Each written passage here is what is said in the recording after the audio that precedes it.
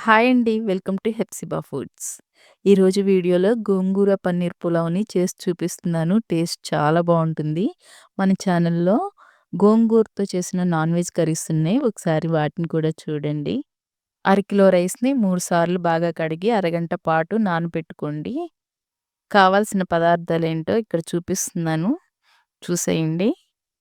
గోంగూర పులావ్ చేయటానికి పెద్దగా టైం పట్టదు. కానీ గోంగూర ఒలుచుకోవటానికే టైం పడుతుంది. గోంగూరని ఒలుచుకొని రెడీగా పెట్టుకున్నారంటే, ఈ వంట చేయటానికి అరగంటే టైం పడుతుంది. ఈలోగా స్టవ్ వెలిగించుకొని, పులావ్ చేయటానికి ఒక గిన్నె పెట్టుకొని, 3, 4 స్పూన్ల ఆయిల్ వేసుకొని, 4, 5 స్పూన్లు నెయ్యి వేసుకోండి. ఈ నెయ్యి కరిగిన తర్వాత, ఇప్పుడు బిర్యానీ దినుసుల్ని వేసుకోవాలి.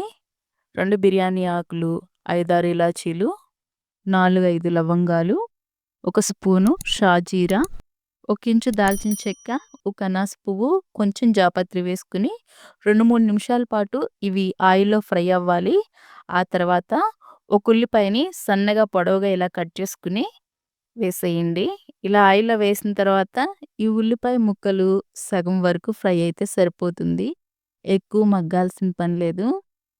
మంటని మీడియం ఫ్లేమ్‌లో పెట్టి 3 నిమిషాలు ఇలా గరిటెతో కలుపుకుంటూ ఈ ఉల్లిపాయ ముక్కల్ని ఫ్రై చేసుకోవాలి.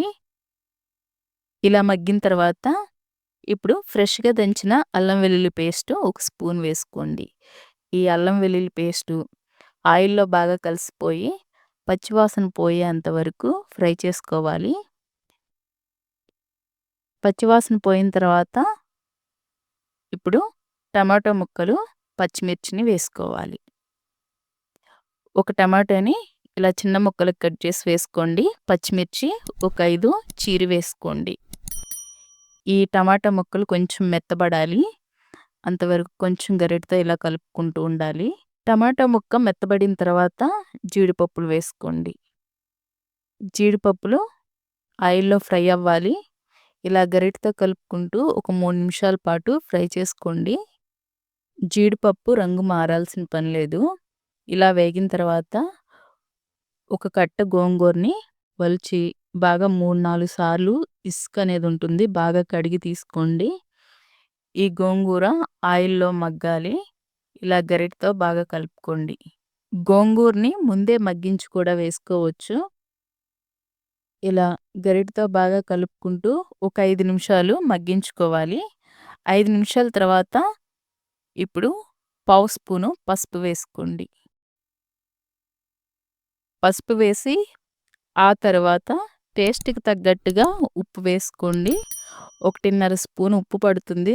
గోంగూర బాగా పులుపు ఉంటుంది కాబట్టి ఉప్పు అనేది కరెక్ట్‌గా చూసుకొని వేసుకోండి. కారం 1.5 స్పూన్ వేసుకోండి. ఇప్పుడు ఒకసారి గరిటెతో బాగా కలుపుకోవాలి. మంటని మీడియం ఫ్లేమ్‌లోనే ఉంచి ఒక 2 నిమిషాల పాటు ఇలా గరిటెతో కలుపుకోవాలి. హై ఫ్లేమ్‌లో అస్సలు పెట్టొద్దు, మాడిపోతుంది.